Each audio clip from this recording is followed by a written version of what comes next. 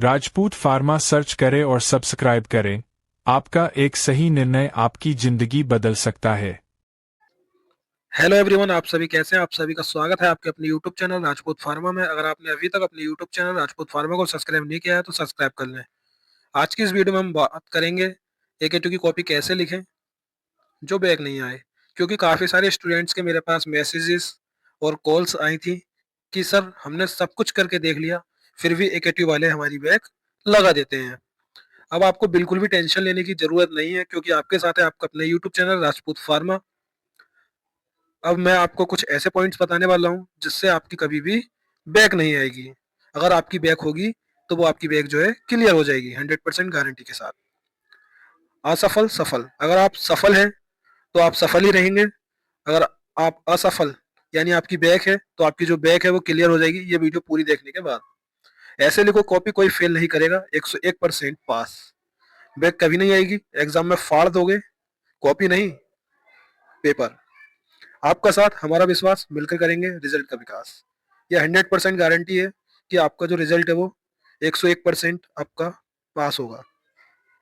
ठीक है, सबसे पहले हम समझते हैं कि एके का पेपर का पैटर्न कैसा आता है।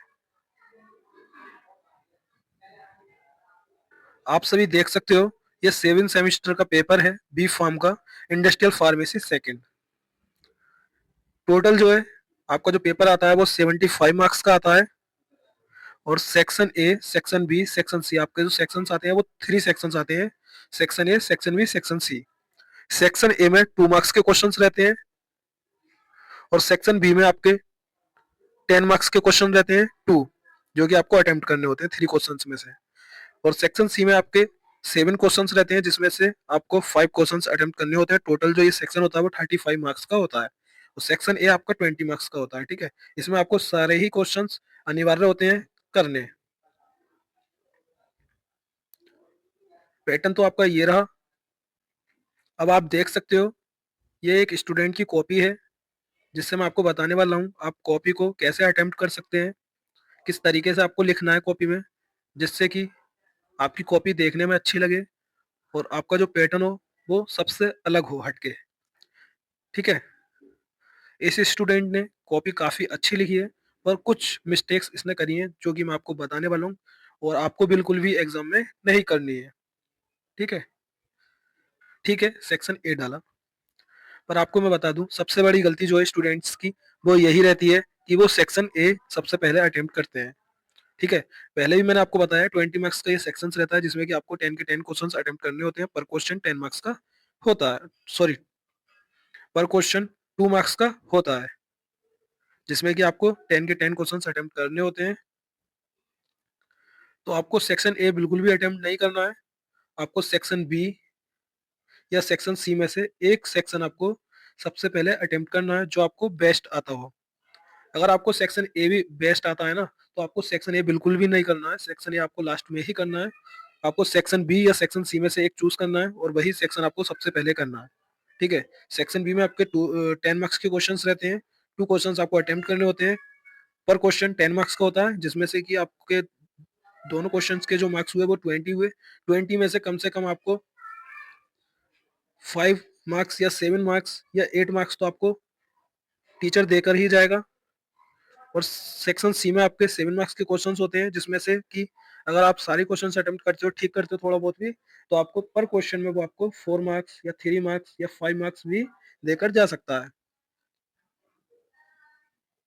आपको सबसे पहले आपको सेक्शन बी या सेक्शन सी में से एक सेक्शन आपको चूज करना है जो आपको बेस्ट आता हो, वही आपको सेक्शन पहले करना है और सेक्शन ए आपको सबसे लास्ट में करना है। ठीक है,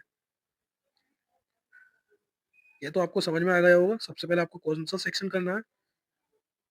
वही वाली बात होती है ना, first impression is last impression. जब आप स्टार्टिंग में ही गलत कर दोगे तो लास्ट का आपका कौन ही देखेगा। तो आपको स्टार्टिंग में ही अच्छा करना है, उसके बाद आपका जो लास्ट का होगा वो आपका कोई भी नहीं देखेगा टीचर, अगर आपने स्टार्टिंग में अच्छा लिखा हुआ होगा तब। दूसरी गलती इस स्टूडेंट की मैं बताता हूँ, इसने सेक्शन ए डाला, सेक्शन ए डालने के बाद इसने attempt all question in briefly, ठीक है, ये हेडिंग डालने के बाद इन्हें क्वेश्चन लिखा। ठीक है, क्वेश्चन लिखनी अच्छी बात है कि आपने क्वेश्चन लिखोगे तो टीचर को आसानी होगी समझने में कौन सा क्वेश्चन आपने अटेम्प्ट करा है। उसके बाद डायरेक्ट इस स्टूडेंट ने GRDDS ये चीज डाल दी, ठीक है। तो आपको डायरेक्ट ये चीज नहीं डालनी है, ये चीज जो है GRDDS ये जो हेडिंग है ये आपको बीच में डालनी है। जिस तरीके से आपने सेक्शन ए डाल रखा है उसी तरीके से आपको बीच में डालनी है बिल्कुल। उसके बाद आपको जैसे इस स्टूडेंट ने GRDDS लिखा है, 2 लाइन छेक के आपको हेडिंग डालने के बाद आपको इंट्रोडक्शन लिखना है, ठीक है। उससे अच्छा इफेक्ट पड़ता है अगर आप इंट्रोडक्शन लिखोगे हर क्वेश्चन में, ठीक है। बाकी ये भी ठीक लिखा हुआ है, पर इंट्रोडक्शन की हेडिंग आप डालोगे तो ज़्यादा बेटर रहेगा।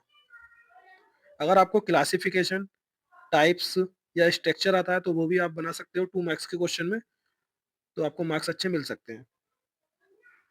बाकी आपको पॉइंट वाइज ही लिखना है, जैसे इस स्टूडेंट ने लिख रखा है।